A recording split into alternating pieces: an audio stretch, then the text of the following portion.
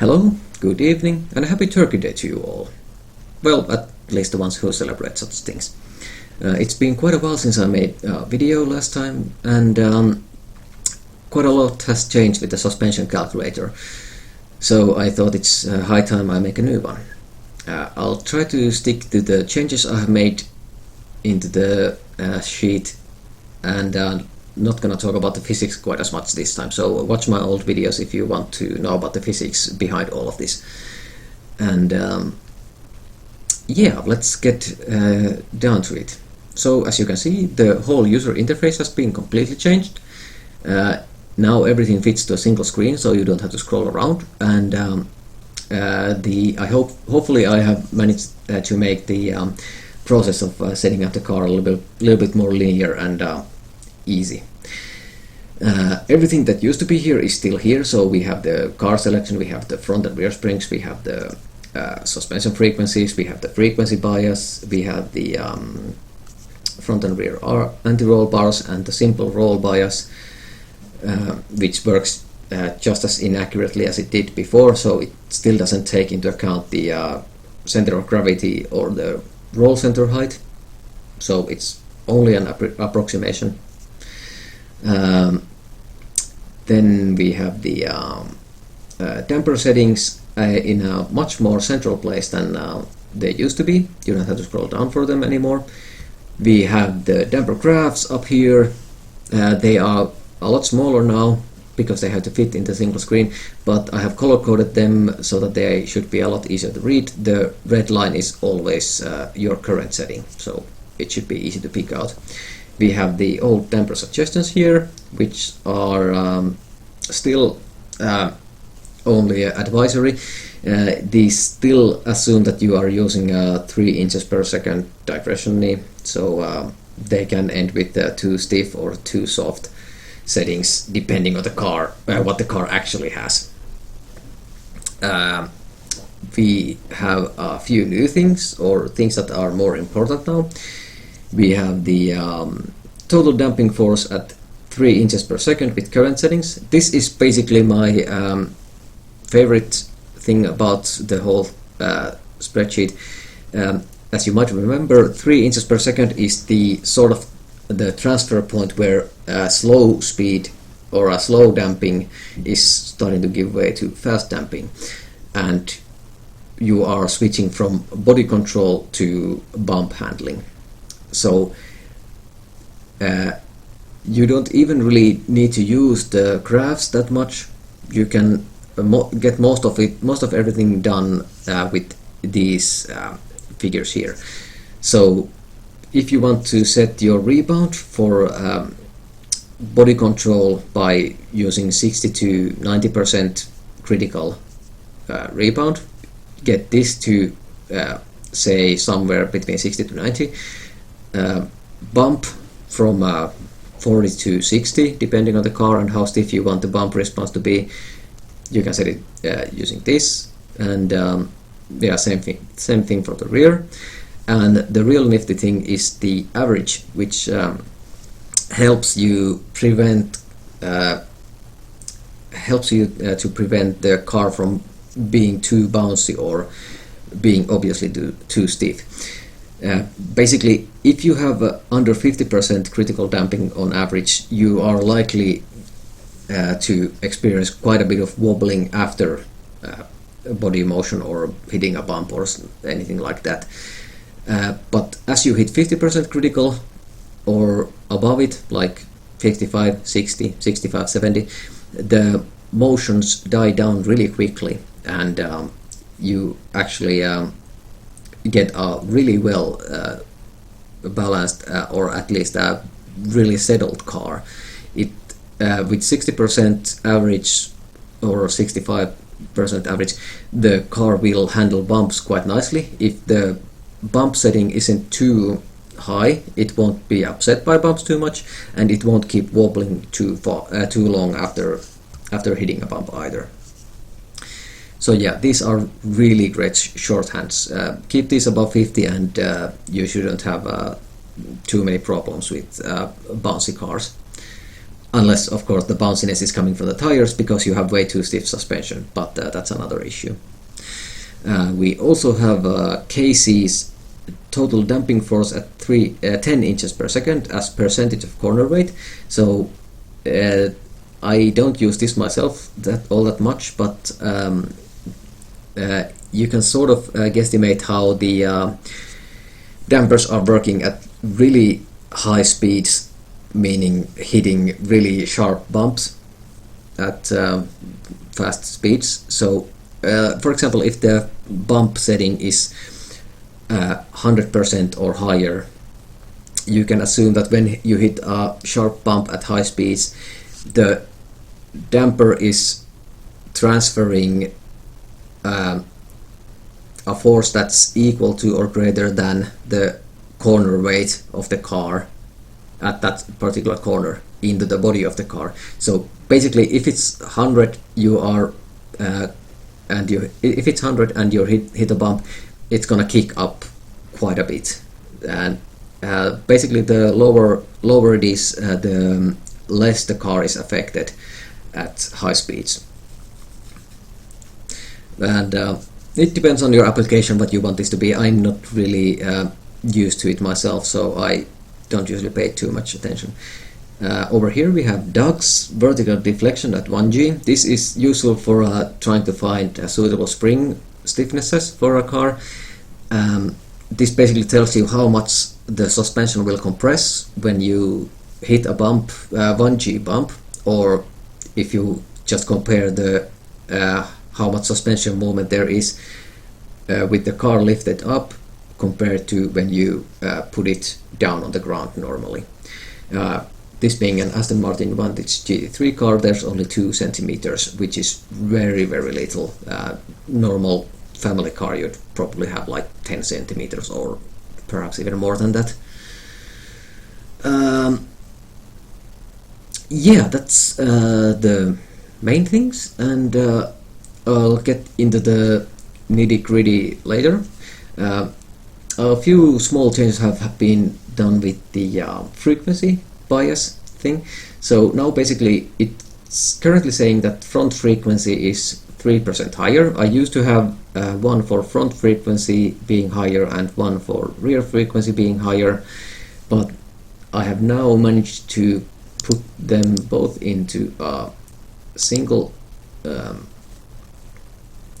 box. So basically, if I drop this down to 240, we have a change. So the rear frequency is now 12% higher. So hooray, save space at least. It also works with the roll bias. So for example, at the moment it's let's put this down to 200 to reduce the front roll resistance. So now we have a simple roll bias is saying 53% rear, which means that the roll resistance is rear biased, which tends to mean oversteering, and higher rear frequency as well tends to mean oversteering. But if we use the default 320, we have a front frequency that's higher at the front. Yeah, the front frequency is higher, and we have the roll bias is also to the front. Then yeah, we have the normal drop-down lists for the springs and the anti-roll bars as we used to, and I have now added them to the dampers as well, but unfortunately there are 8 of these values per car, and there are many cars in the game, so I haven't done nearly all of them yet. I think I have only the Ariels and the BAC Mono at the moment.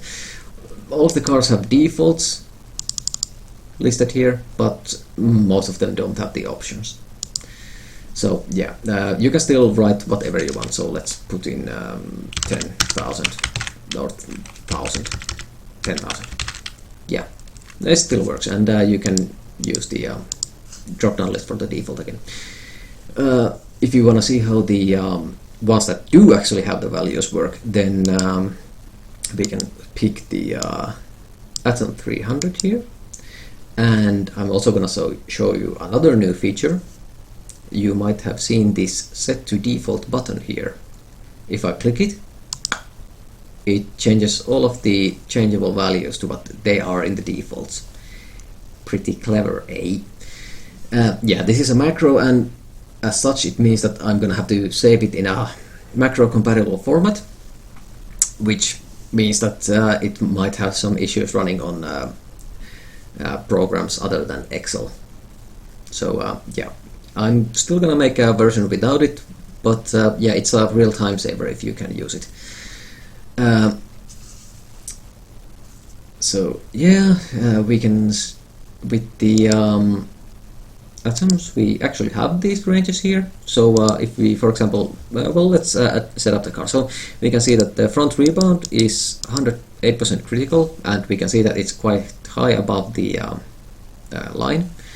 We can see that the bump digression is 4, which I actually happen to know for this car. I don't know the bump, the digression is for all of the cars. I know roughly half of them at the moment, but Doug and Casey have been really good about giving me info on them as they work through the cars now. So I hope that I'll have all of them sooner rather than later. But yeah, well, anyway,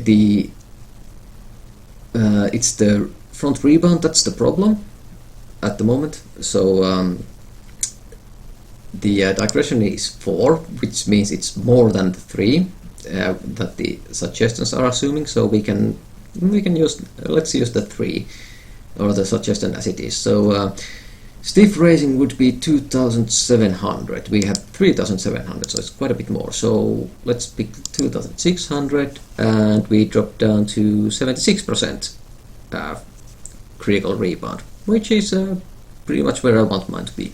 62% front average looks good. At the rear, the rebound looks good, but the rear bump is quite soft at 26%. I'd want that to be more like 40 or 50, more like the front. So the soft end is the 40-ish region, and the stiff end is the 50-ish region. The rear bump is also 4, so we can use this directly. So rear bump 2,500 for the slow setting. So we can 2,500, 2,550 gives us 41%. So yeah, okay, so this looks pretty good. So yeah, this is an example of how you can use it, and of course you can just write down whatever values you need to as you are adjusting it.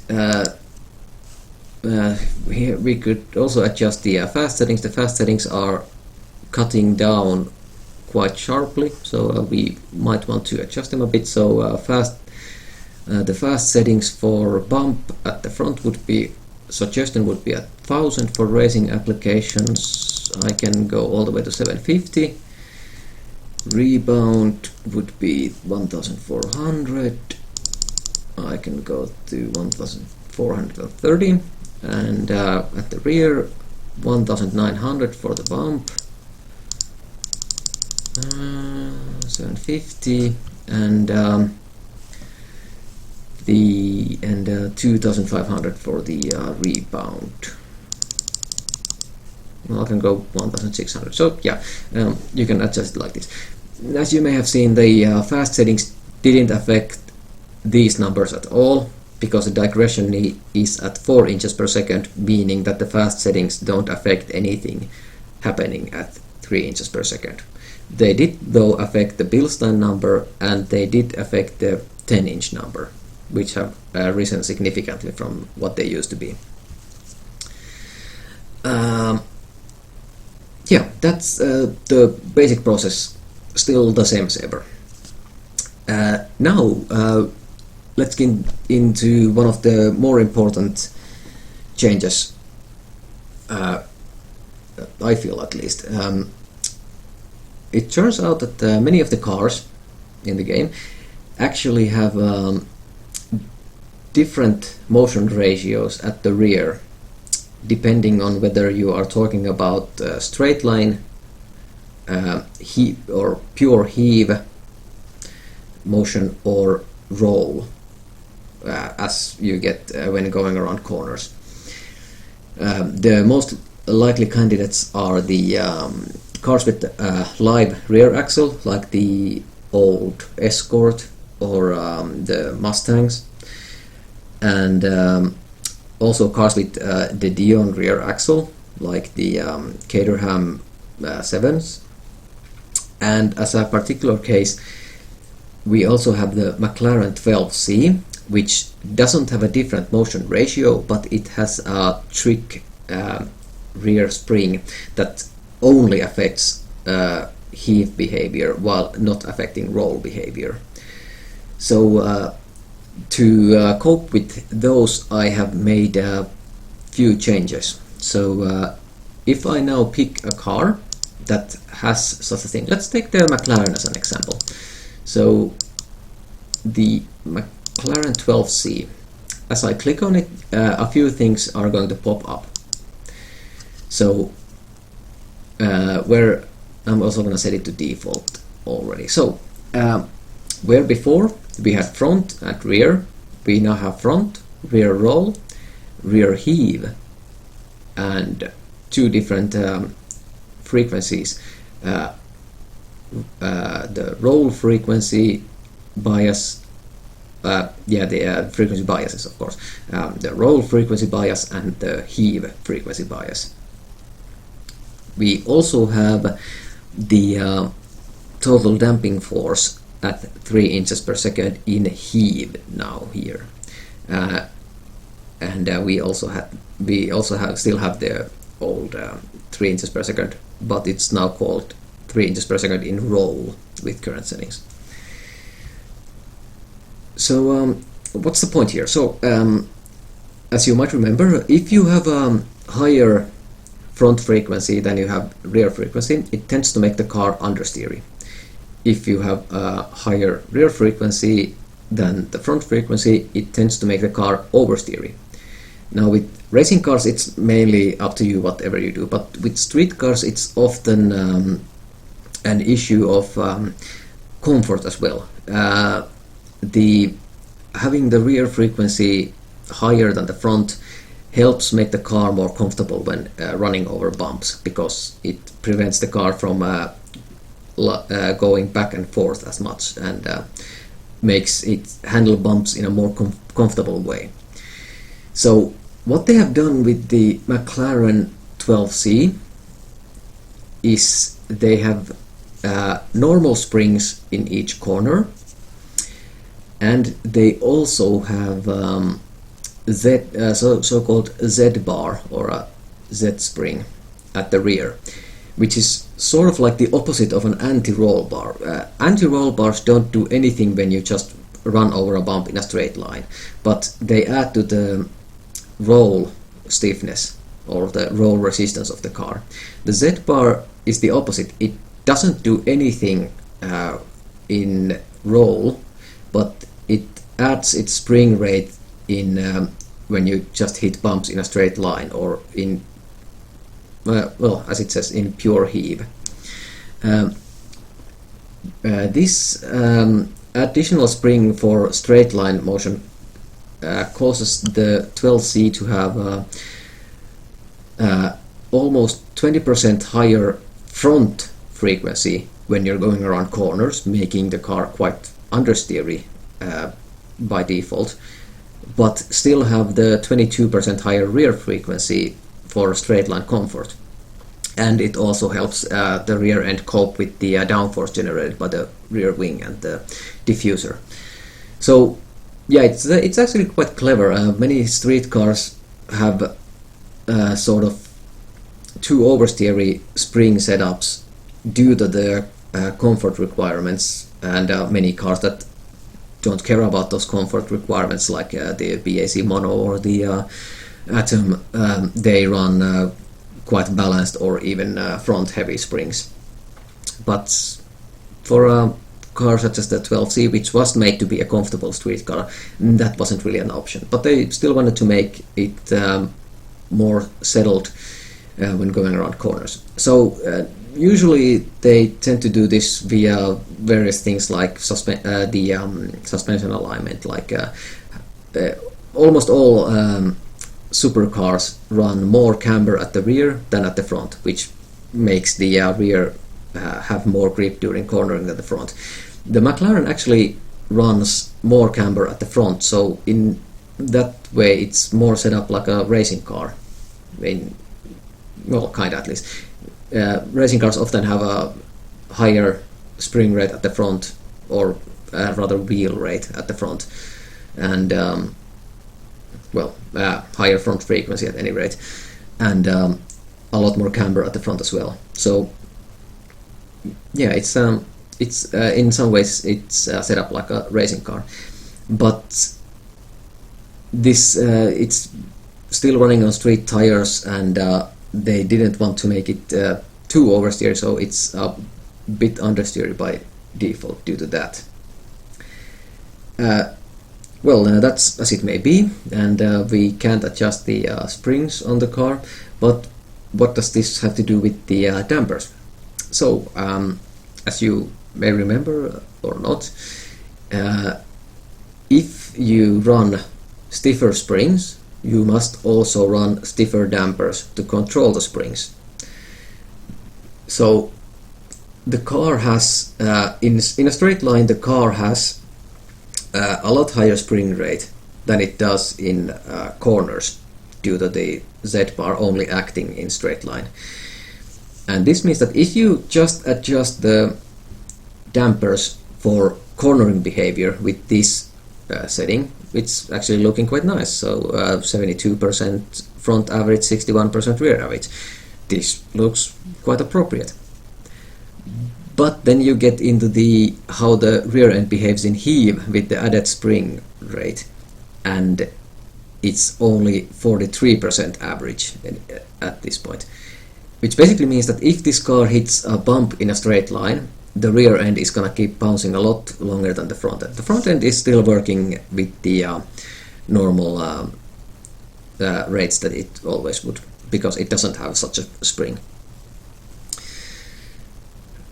So basically what we need to do is increase the rear damping, but we don't want to increase it so much that the cornering behavior suffers.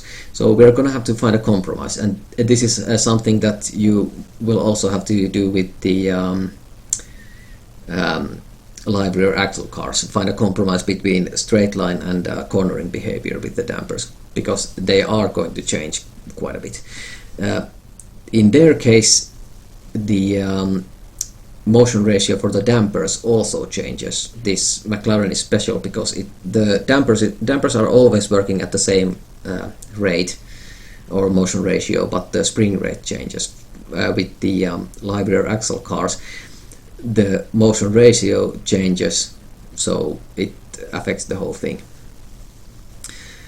I have actually done this beforehand. I have checked a few numbers. I also noticed that the front rebound is perhaps a little bit too stiff for my taste. It's not really bad at all, because it's only 100% critical right at the 3 inches per second marker.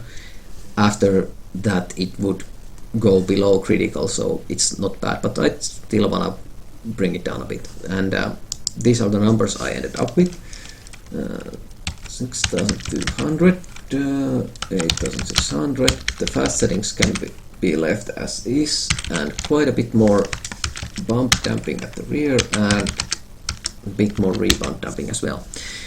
So now we have 70% front average, 71% rear average, very well balanced roll behavior in that regard, damper wise, and we managed to get the rear heave damping to 50%, which basically means that the it shouldn't wobble around too much.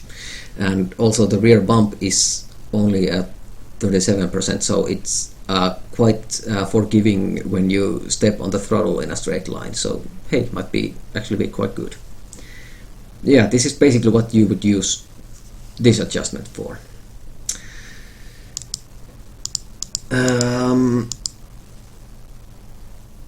Let's actually check how it's sort of different for the cars with live rear axle as well. So let's take the Escort for example.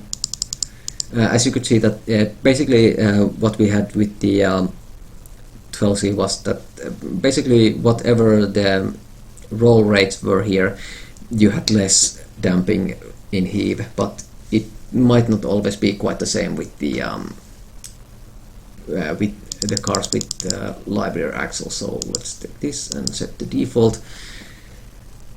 And yeah, here we have the other way around. So we actually have a lot more damping going on in heave motion than we do in roll motion. So if we wanted to, let's for example, let's just the digressions are actually quite close to 3, so we can let's just put in the suggestions here. So if we just use the medium racing suggestions 1100 from here, so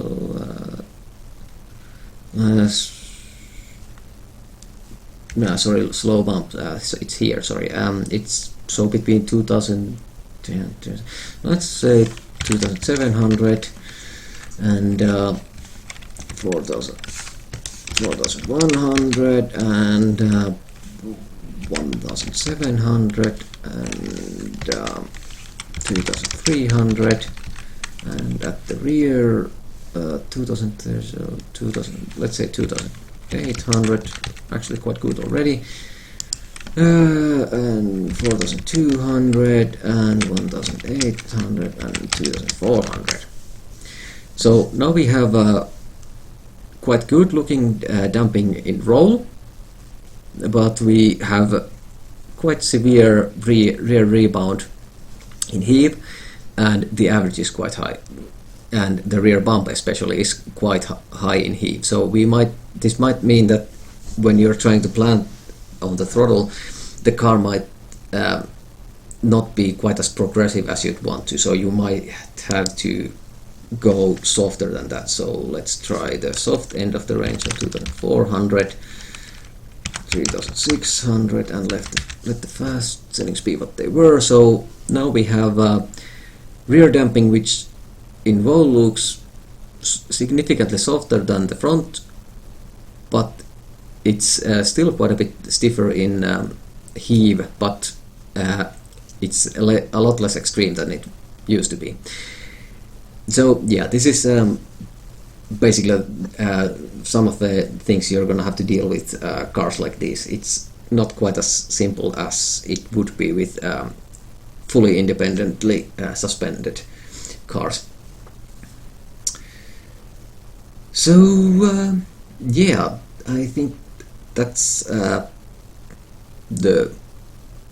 most of the changes right there.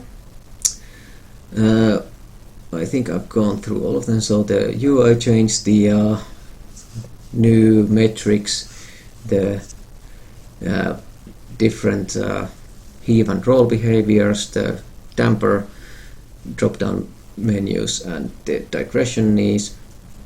And if you run into a car that has default digression knees as 0, that basically means it's a car I don't yet have those numbers for, so you're gonna have to use them like before. So basically just write in 3 and 3 or whatever you want to. You can sort of try to guesstimate where they should be by looking at other similar cars to find the approximate ranges for those settings. But yeah, hopefully this cleared up the new additions a bit, and if you have anything to ask, something you're confused about, just throw me a note on the forums and I'll try to answer you as best as I can. I try to make it a little bit easier to use than before, but unfortunately I also added quite a bit of new stuff into it, which complicates things. But then again, it is a complicated subject, so hey, what can you do? So yeah, anything to ask, contact me, and hopefully you can use the spreadsheet to your benefit. I think that's about everything for this time. So yeah, thanks for listening, and bye.